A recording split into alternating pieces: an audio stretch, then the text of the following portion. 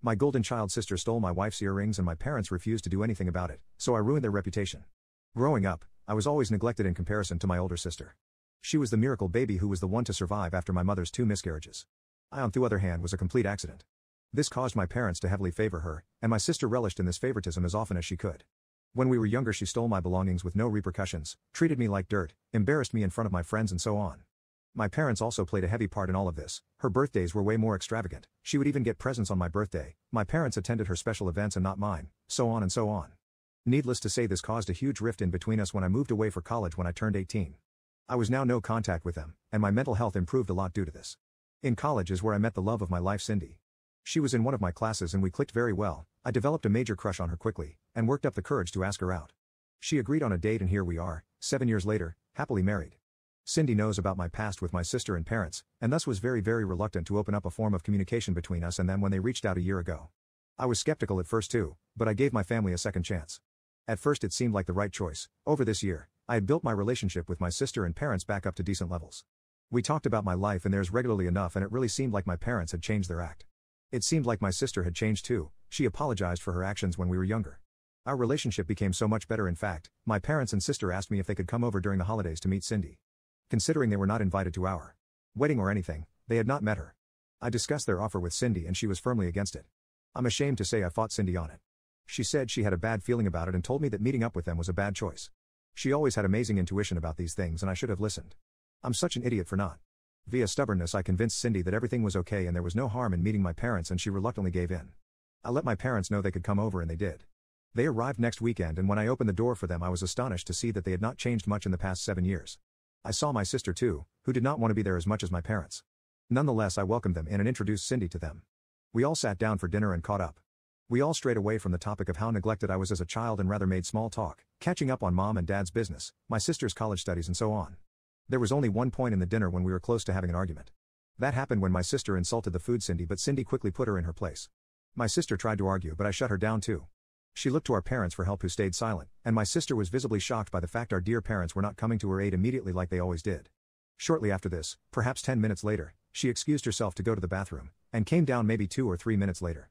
The rest of the dinner went well and we said our goodbyes. After dinner my wife and I discussed the whole thing and came to the conclusion that my parents had possibly changed, but my sister was as insufferable as ever and there was no way we could have contact with her. That's when my wife went upstairs and left me downstairs, telling me to put on a movie and that she'll be back down in a minute. A minute later I heard her frantically making noise upstairs. Whatever was going on was very serious, as I could tell she was turning the room upside down. I heard the bed being banged against the wall, drawers slamming open and shut, and her yelling, "Where are they?" I came upstairs to ask my wife what was going on and she told me that her earrings were missing. Those earrings. For context, my wife owns a special pair of earrings she only wears on the most rare occasions. These earrings are very old, passed down for now 4 generations, and are priceless to her, as well as valued very high in the market. Well, these earrings were missing.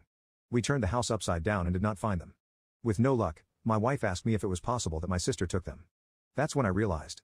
After getting angry that Cindy shut her insults down, she went upstairs. My wife had left the earrings on the nightstand. My sister used to be a kleptomaniac when we were little, and my parents always enabled her. It all clicked. It simply had to be my sister. My wife flipped out at me, yelling at me for inviting someone I knew was a kleptomaniac into our home and not informing her of it. She stated had she known she would have never allowed my sister to come over. I apologized over and over to her, and it took a lot for me to convince her not to take my head off. I realized I had effed up very badly and rushed to contact my parents. I was able to call them and demanded to speak to my sister.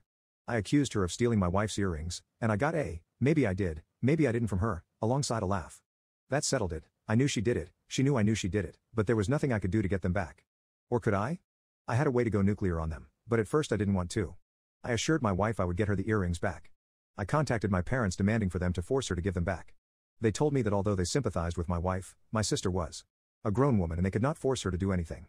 They also told me I had not proof, and although that was true, everyone under the sun knew she had stole it. So here is where I threatened my parents to go nuclear. They had mentioned to me that they were still running their business over the dinner, and I remember that business very well. It was very shady, taxes were avoided, it was a miracle nobody had reported them for it yet. It was a fake charity that looked legit on the outside more or less.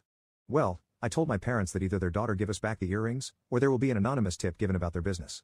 My parents crapped themselves so much that they drove for 5 hours with my sister the very next day to give me back those earrings.